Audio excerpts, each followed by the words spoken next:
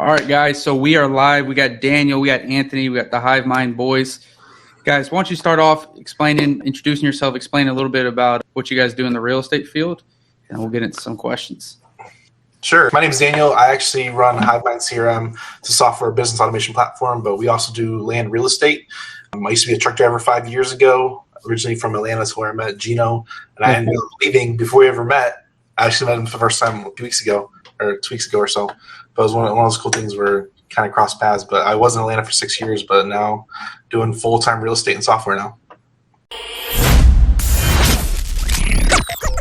This show is sponsored by Hivemind CRM.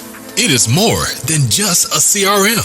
It is a real estate and business mastermind that comes with an all-in-one CRM. You can have unlimited websites and users. You can call, text, RVM, and email all in one user interface. And you can set up custom automations for any type and multiple businesses. 65% of companies start using a CRM system within the first 5 years of business. Once implemented, the Hivemind will save you on marketing, give you more time, and make more money.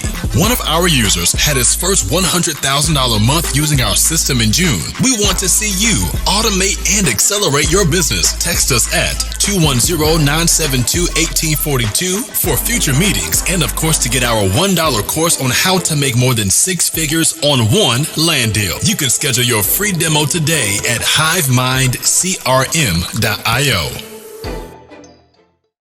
Heck yeah. What about you, Anthony? Yeah, I'm in San Antonio, Texas. I have a construction background, and we started doing looking at land deals. When we first got into real estate, and I thought I was going to be a house flipper, right? Because I have a 20-year construction background, and I randomly got a land deal, and we made $85K on it, nothing out of pocket. So I'm like, I think we're going to take a closer look at this land thing. So we went down that rabbit hole, and I'm just never looking back. So we've kind of created a niche for ourselves in that space, and we're doing like education and JVing with a lot of people right now. Always looking for private capital, that kind of stuff, so to keep going faster. Gotcha. So, and what year time frame was this around when you were getting into land? You guys 4 years ago. I won't say it was 18. I feel like it was. So, God bless. So you guys been doing land for 4 years now. Yep. Yeah. It's our 5th year playing the game. God, so you guys can definitely teach a lot of us on here. So if people watching and are going to listen to this, make sure to ask your questions down below. So let's go into it now. So what did your guys' business look like? Obviously, when you started, no one, but in the last year or two, what does it, transform into? What is your guys', business in terms of the people, in terms of your strategies? I know it's land, right? But maybe you can go over maybe 2022, what exactly looks like your team and, what it might need to take to, be successful in this land game. We're very decentralized, and by that I have 2 people on my software side, and then I have 3 people just for content creation. So we produce a lot of content, our own podcasts, videos, short form, all the jazz. I got 2 full-time editors and 1 social media manager, and then I have 2 people in software. Anthony's real estate side, he can tell you what his side looks like.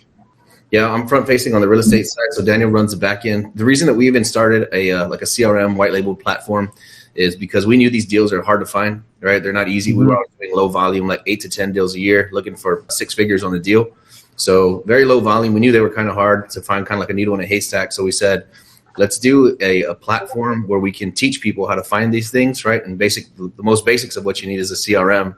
So we kind of built our education platform around that, and now we're teaching other people how to bring us a land deal. So we only have 2 in-house people, one that monitors a CRM, one that monitors inbound PPC, and then everybody else, like Daniel says, is decentralized. They're all JV partners that bring us deals, help analyze deals, help raise capital, bring buyers, that kind of stuff. So we have a very, very small team, and everybody else is outside of the company. And I think a lot of what we do is a lot of JV deals.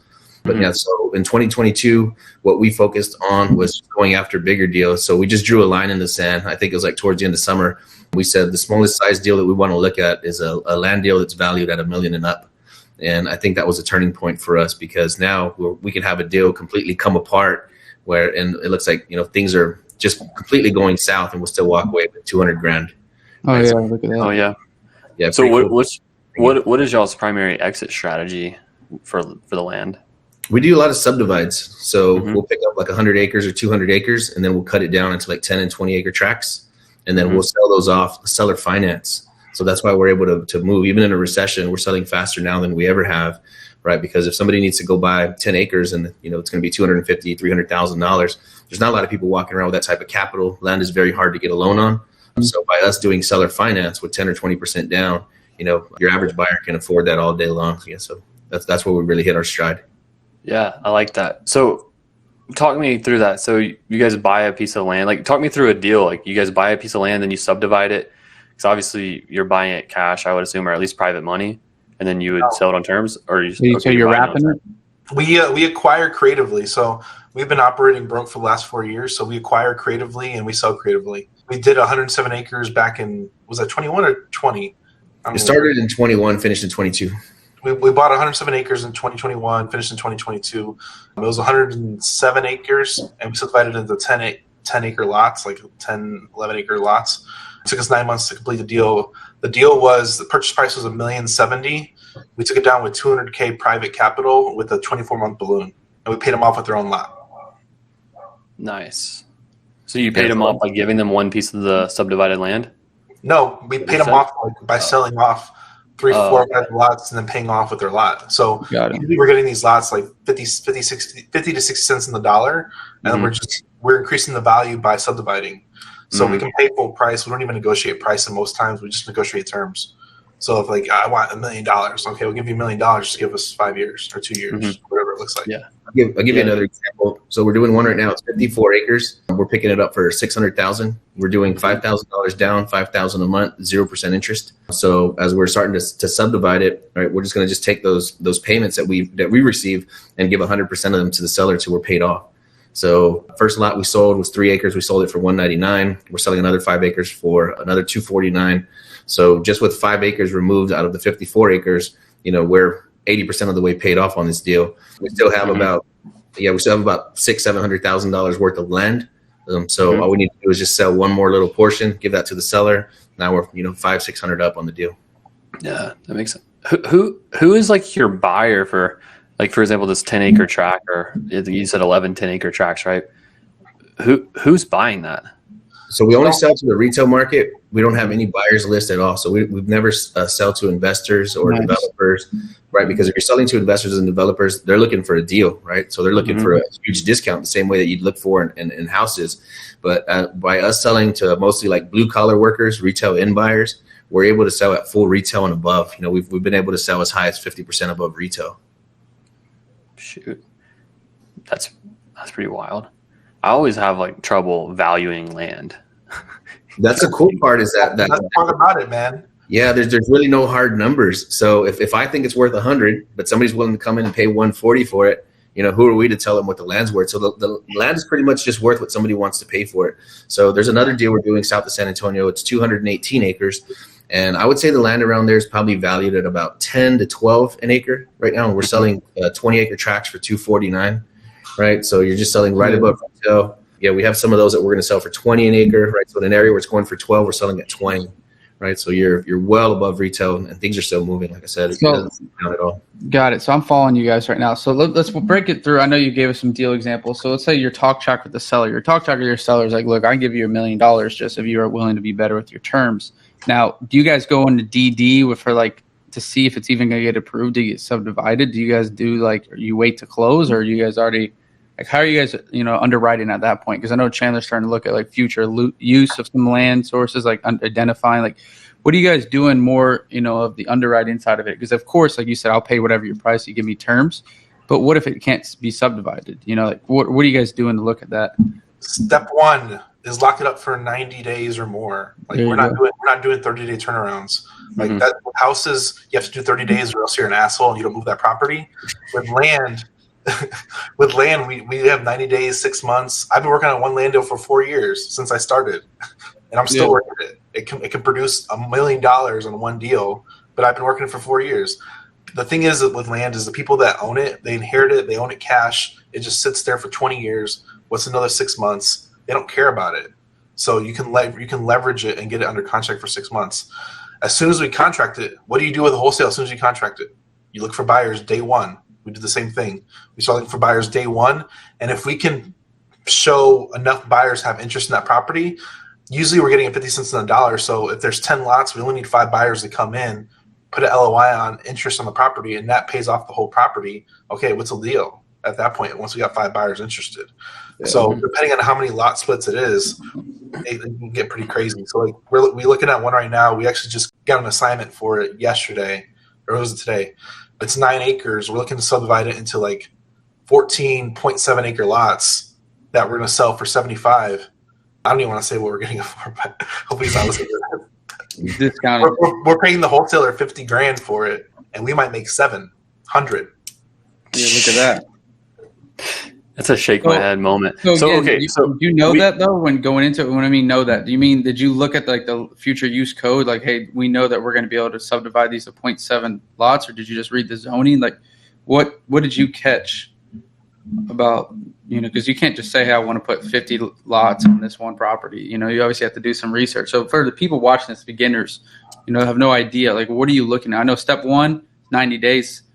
What's the next steps, to identify? Yes. You can go to the county's website. You can read the subdivision regulations on there, or you can actually call the county and ask them, about the area that you're working in. Sometimes they'll say, hey, that's out of our ETJ. We kind of don't care what you do out there. If it's in the city, especially like some of your like blue states or blue cities like Austin, it's going to be a lot harder to work there, right? Because there's a lot more red tape and regulations, right? So that's what you're going to get, that pushback. That's why we love Texas. Everything that we target is outskirts unrestricted.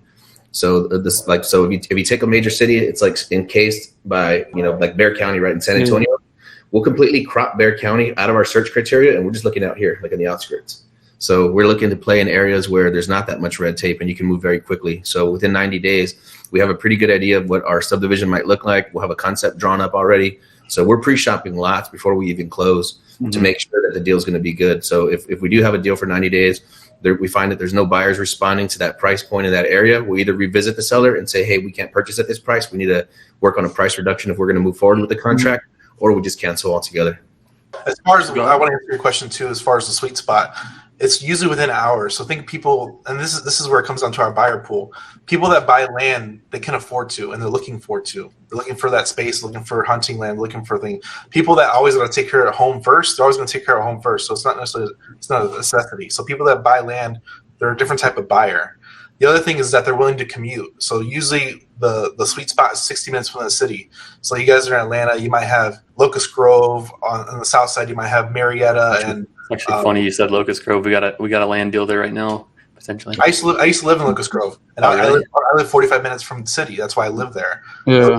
It was a commute, and this is a funny thing because like I lived there because I had 5 acres, and it was a 30-minute drive to work. We're 45 minutes to the city, and that's why I liked it. And that's our whole strategy now is that people they like space. They like living within 60 minutes of their city commute, airport, venues to go to concerts and stuff like that. So it's that sweet spot. So I have a question. It's 10.6 acres under contract right now, and it's definitely like a deal. I mean, I think someone would buy it, but how do you look at this? So we can, I've already looked at the zoning. We can do a live deal. Let's put a live deal. Yeah, we can do like a live deal role play. So I looked at the zoning based on what I can see, and I haven't like mapped it out or had any engineers like do anything on CAD or whatever, but it looks like I can probably get 10 to 11 lots on it. Like, how do you value that? And just like, do you look at what new construction home prices are selling for? Like, because they're small lots, they're like 30,000 square feet. So we do the opposite. And this is the short answer is we look at it at the worst case scenario. What's it valued at? So if it's 9 acres and it's worth $20K an acre, are you getting under 180? Basic. If you have to buy it at 9 acres, worst case scenario, can you sell it at 9 acres and still make a profit? Mm-hmm. If that's a good, then you're positive. Then you can kind of look. The reason why we like land too, because there's no cap. If you can put 5 lots or 10 lots, it's still a deal. Or you sell it as 9, it's still a deal. So it's wondering where the line is. Like me and Anthony, like we contract deals all the time. Like we might make $50K or we might make 400. Who knows? Mm-hmm. We'll find out in 6 months. It just depends. How do you look at day one? So that makes sense. Yeah, I can totally get behind that. How do you like once you just subdivide it, you're just kind of like, let's just put it at a price that makes sense or like that we would like, and see if you get it. And the trick is seller financing. If you can seller finance everything, people are willing to pay overpriced, and they're only willing to look at the payment. So if you have a $100,000 lot and you sell it for $100,000, your buyer pool is small. But if you sell it for $10,000-$20,000 down, you might have 500 buyers come in wanting that property, so you can sell it for 125, 150. Which we totally could, because we're buying this is under contract for this land for $30K, so we could buy it for 30, get the site plans done, maybe $20K for all that, get it subdivided, and then sell it on terms and get all of our cash back with down payments. I'll do. We always bring up this example. We did this deal about a year and a half ago, which kind of gave us the idea of how this works. So we found a lot, a $35,000 lot. How many $35,000 lots out there? There's thousands in every city. Seller wanted 15, already 50 cents on the dollar. Anthony negotiated 8. We got it for 8. We sold it on Marketplace for $8,000 down, $500 a month for 5 years. Well, what's the ROI on that? What's the infinite return? Because you're no money into the deal. You took the buyer's cash, paid the seller off, and now you just collect the payment. That's $250 to $750 is what a normal rent house rents for, and we're doing that with a $35,000 lot. Yeah, that's actually kind of nice. It's kind of nice, but so nice. Daniel like and that. Anthony, you can help us out with this. Like, so Chandler, pull up that address and stuff, because it's not just are you looking at what's priced for sale? And again, I know I keep asking kind of the same question, but it's price per acre you're looking at. What they're selling for. And for his case, like, what if it's obviously you got to look at floodplain, you got to look at how much street frontage some of these have, because you're not just subdividing them right off the bat, right? Frontage is key, especially with subdividing. You have to have frontage based off the code to subdivide into however many lots you're looking for. So, like, one thing we always teach is, like, frontage is the whole key to the deal. That's the sauce. Like, if you have frontage to subdivide into multiple parcels, that's where you're going to get the most money off of it. So, like, if you see flag lots that's 50 acres with a little tiny 60-foot frontage, it's a shit deal. Yeah. And that's why this one is maybe a shit deal, because the frontage is not very big. Like, I got to look it up on the GIS map to see exactly what it is, but you'd have to be able to you'd have to be able to build like a road in there in order to access the parking, like the neighborhood basically that you built. So that might not be a great subdivided lot, because by the time you bring in a road, right, that could kill the deal. We're looking at one right now where if we brought in a road, we could probably cut it into, like, I don't know, 12, 15 tracks, but the road's going to be like 700,000, right? That's 700,000. How long is that? How much do you pay for a road, like, per mile, I guess? We don't. We go by the foot. So if you're going to do just a road by itself, paved asphalt road without the water line, roughly about $200. If you had a water line, you're going to add about $300 a foot. So okay, that's actually a good road. Yeah. Then it's gonna vary by each market too. And here's the other thing: we know the price of what it costs. We don't like doing it. Just like you guys like wholesaling, flipping paper, we like doing the same thing. Never do the work. Yeah. We never develop it. Yeah, FYI, we're not developing at all. So we're not putting in roads, we're not putting in culverts, we're not putting in water wells, we're not putting in fencing or electric, none of that stuff. Do you guys entitle? I mean, I guess entitling is what, just getting it ready to be developed? Is that pretty much what That's it. We're actually doing one right now, OT, Texas, south of San Antonio. So we're going to get it ready to build a neighborhood. I don't know that we're going to break ground on it, but we're going to go ahead and file all the paperwork, get it ready.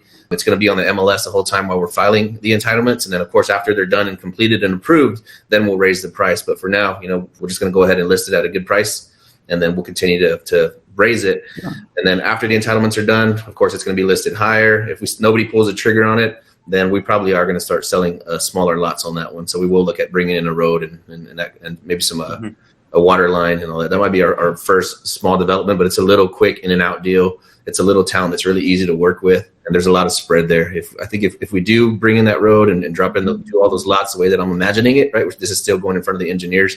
That might push our spread to like $1.5 million or something, which is probably a lot less than we'd want to make on that amount of work and the amount of time that we're going to put into it. Like I said, it's low hanging fruit deal. It's already sitting there. What do you think you could sell it with the entitled stuff without doing the work? Is that what you're saying, $1.5 million? Yeah, I'm probably just going to back out maybe so that way I'll leave maybe like $750 for the developer, $800 for the developer. So we'll still try to walk away with about $500 to $600 on it. Yeah. So again, how many lots is it? I'm pushing for about 30 lots. Hopefully I can get a little bit more, but there's some flood zone in the back of the property. So it's still another thing in the flood zone. Yeah. So, okay, then you went first 90 days, second, we can say frontage, or you said zoning. So how hard, I know you guys are saying when you're looking at some of these, you're way you're not way, but you're on the outsides of the cities.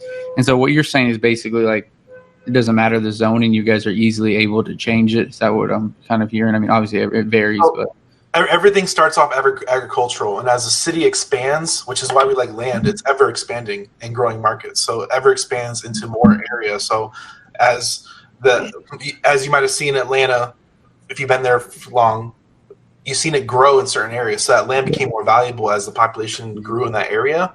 So as long as you're staying ahead of that curve, that land's going to turn from agricultural to a single family or to an apartment or to whatever. So land is the base of everything, and has no cap to the ceiling, which is like houses has a cap next door, so you can only sell it for $250. Whereas land, there's no like cap to it. As long as you know you have a deal, the sky's the limit. Yeah. So the game would go to stay outskirts unrestricted, and that's what we do.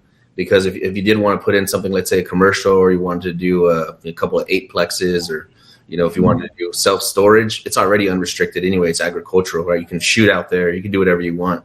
Whereas, like, if you're working inside of Bexar County right here, for any kind of replatting at all, you're looking at a year. Right? In California, all of California is 3 years. So this is where you work you do land in states that are friendly to people that do what we do. We don't target like we got 9 acres in Florida. We asked to subdivide, and like, it's like a year process. I'm like, forget it. It's a deal at 9 acres. I'll sell it at 9 acres. Like, I'm not going to bother with it. So when you said unrestricted, is it, again, I'm acting for here, everyone listening, just starting out, is it like the land use is saying unrestricted on there, or you're just assuming that it's unrestricted because it's so far out? Like, what is? It's literally unrestricted. Like, so like Daniel said, it's mostly like, to say agricultural, something like that. So you'll call the county and you'll say, hey, I'm going to buy this 50-acre tract over here on this area on this road. And they'll literally tell you, like, yeah, there's no restrictions out there. You can do whatever you want. Got it. But there's no need to file any kind of rezoning or anything like that. Just fucking go off on it, build whatever. Actually, my dad bought like a piece of property kind of out in the sticks in Winder, since you're from Georgia. And he's like, can I do this with the property? He's like, we don't check.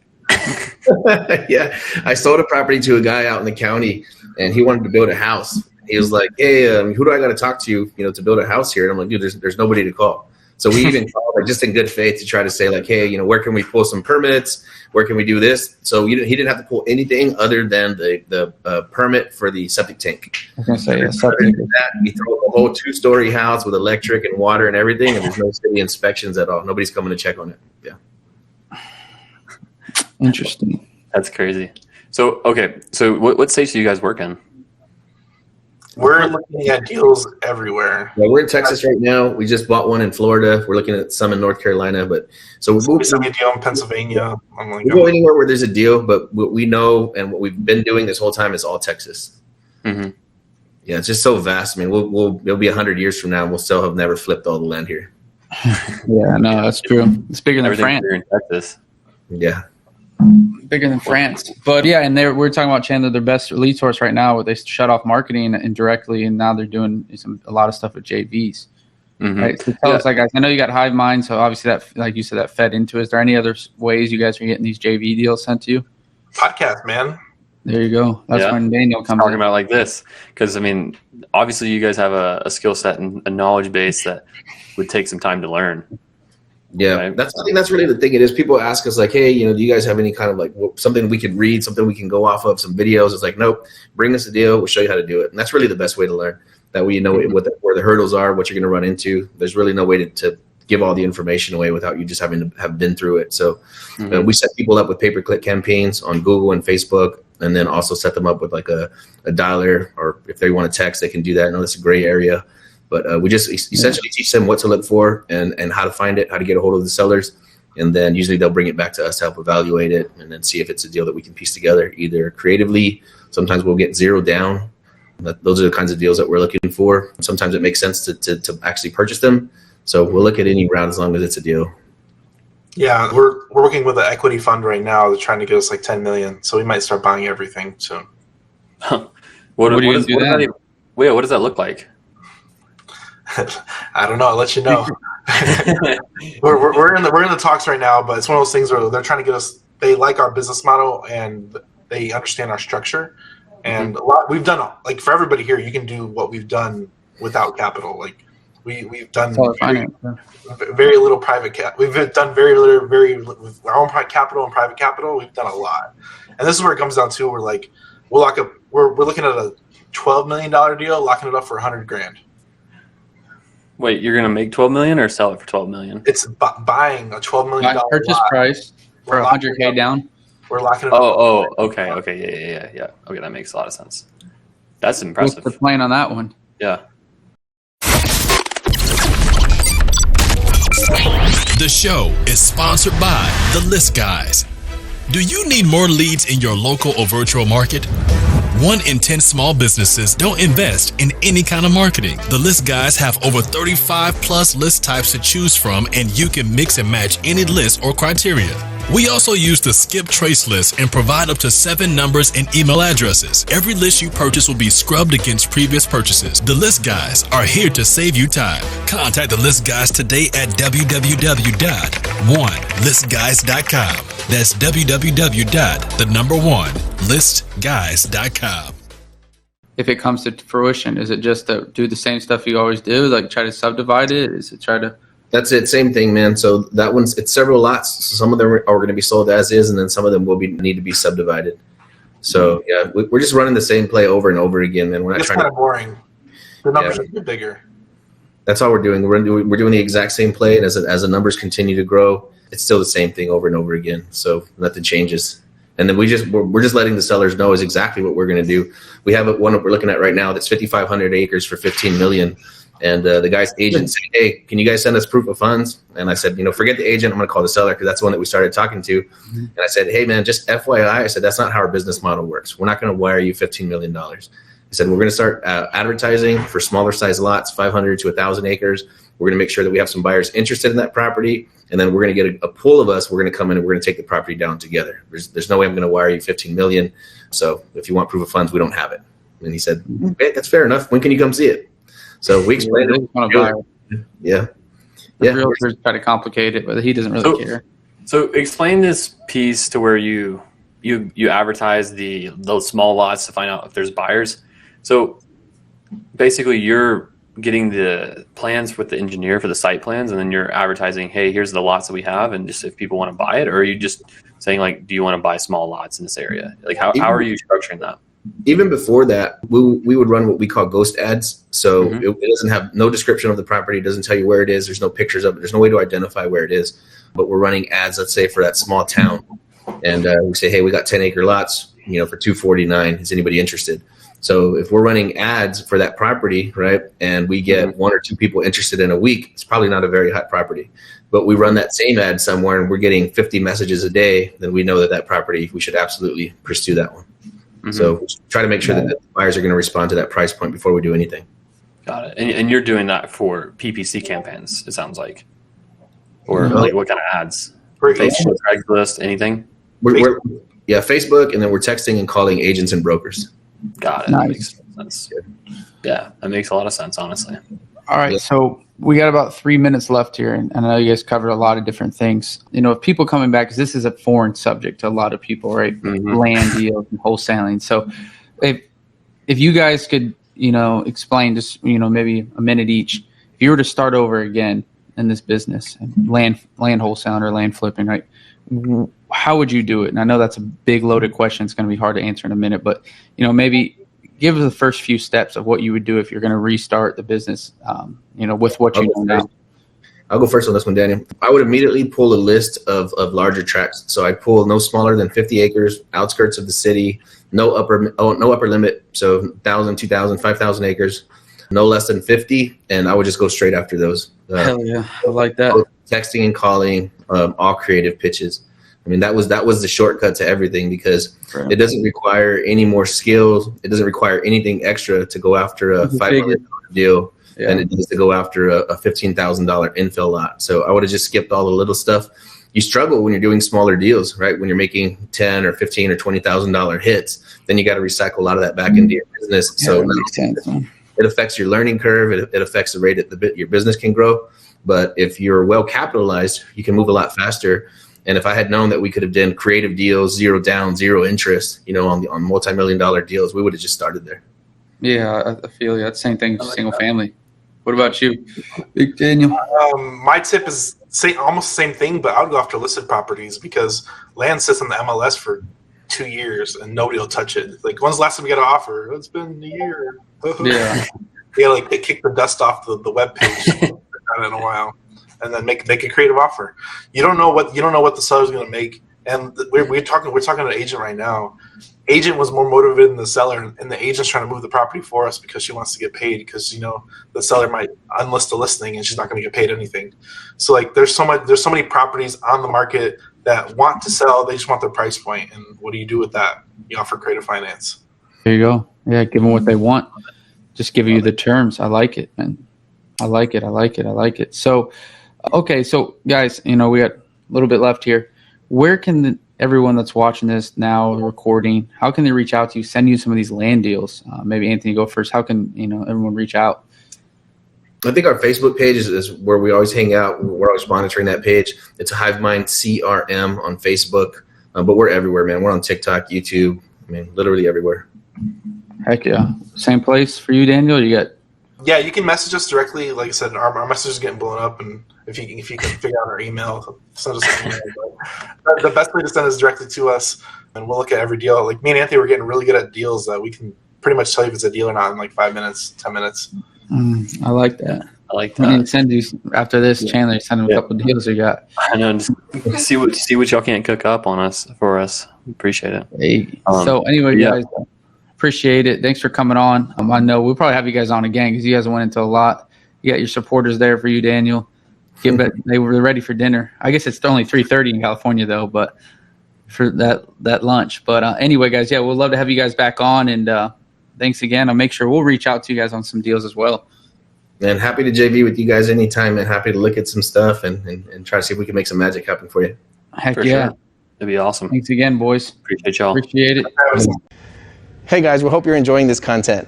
If you have leads that you need to dispo anywhere in the country, please visit hivebc.io, like hivebuyersclub.io, and we'll help you move those deals that you need to get into the marketplace. Hey, welcome back to the Average Joe Finances Podcast. I'm your host, Mike Cavaggione, and today's guest is Daniel Martinez. Daniel, super excited to have you on the show. Thank you so much for joining me. And I just want to